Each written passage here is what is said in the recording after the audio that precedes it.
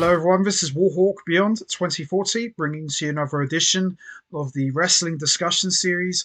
And we are hot on the heels from what has been a fantastic pay per view from AEW Revolution 2024, which will also go down as the final appearance of Sting, who has now officially retired from the wrestling business after a career spanning almost 40 years, as he went out on top in the main event as him and his partner Darby Allin retained the tag team titles and defeated the Young Bucks, Matthew and Nicholas Jackson, thus Sting coming out victorious in his retirement match. Now, for those of you who know already, Sting's record in AEW is 29-0. Unbelievable. Absolutely impressive. And I have loved the way that AEW have completely handled Sting's final run.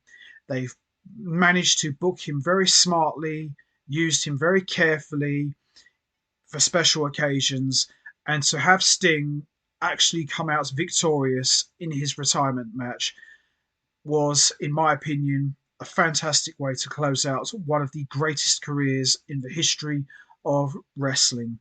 So, ever since Sting debuted in AEW in 2020, it was made very clear that this was indeed going to be Sting's final run.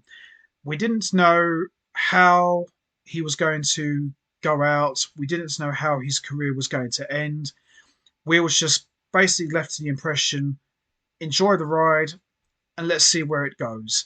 And Sting has done an amazing job making AEW a great company, just like he does with every company he's worked for, putting guys over and just essentially making everybody around him look and feel good.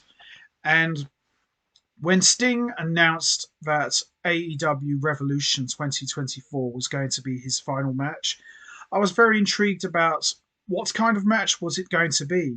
Who was his final opponents going to be?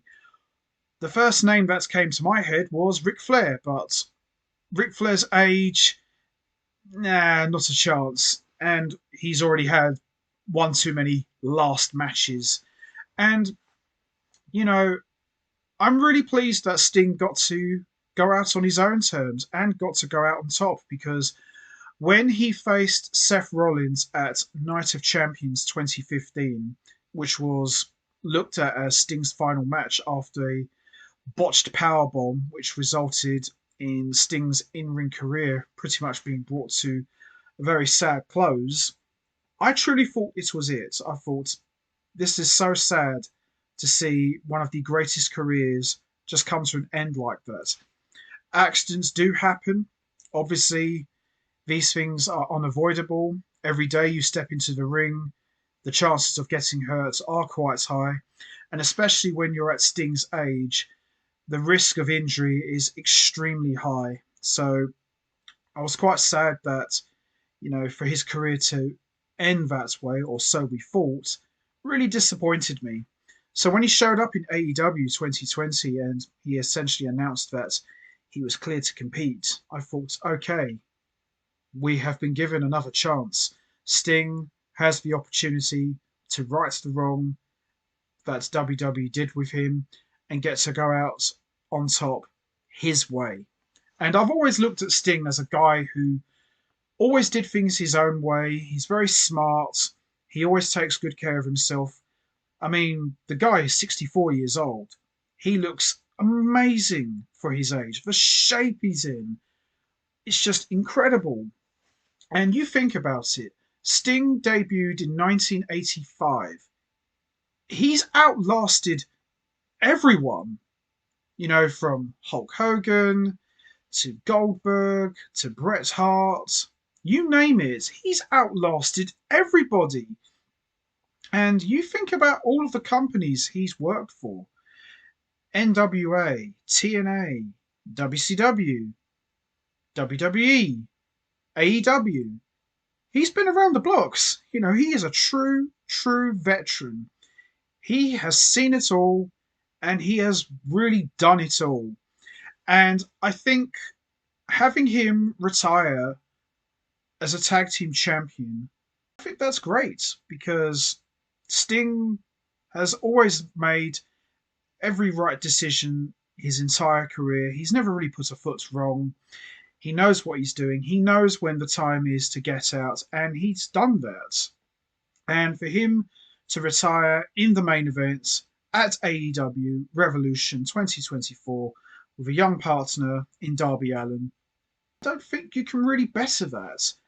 Obviously, if Ric Flair was in better health, maybe a few years younger, maybe he could have been the final opponent for Sting. But I liked what they did here. I think Tony Khan really made Sting feel like a big deal, and he is a big deal. You know, he's one of the true legends of wrestling.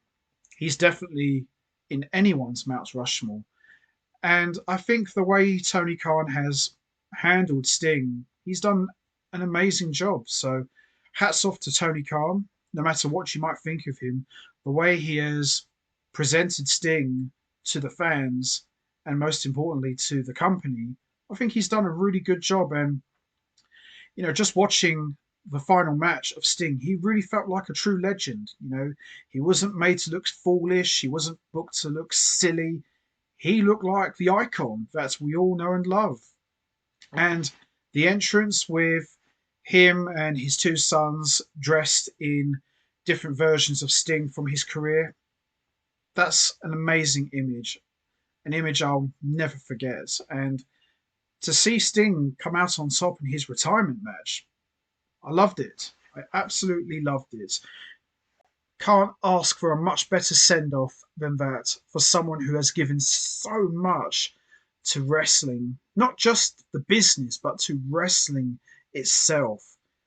Doesn't get any better than that, and well deserved for a guy like Sting. And I hope he enjoys his retirement. He's damn sure owned it.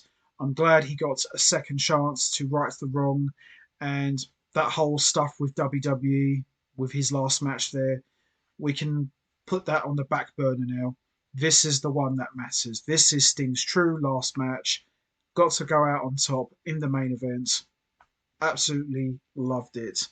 And I think you could ever give to someone who has done so much for the business.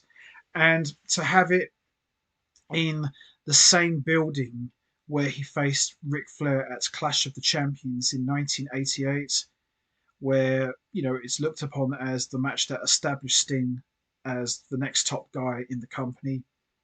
You just couldn't book it any better, and I can't think of anyone who deserves a much better send off than Sting. So all I've got to say is congratulations, Sting, on an almost 40-year career. Thank you for all of the memories you have given us for so many years. Much earned, well deserved retirement. Thank you, Sting. You are, without a doubt, a legend, and most importantly of all, you are an icon. Thank you, Sting.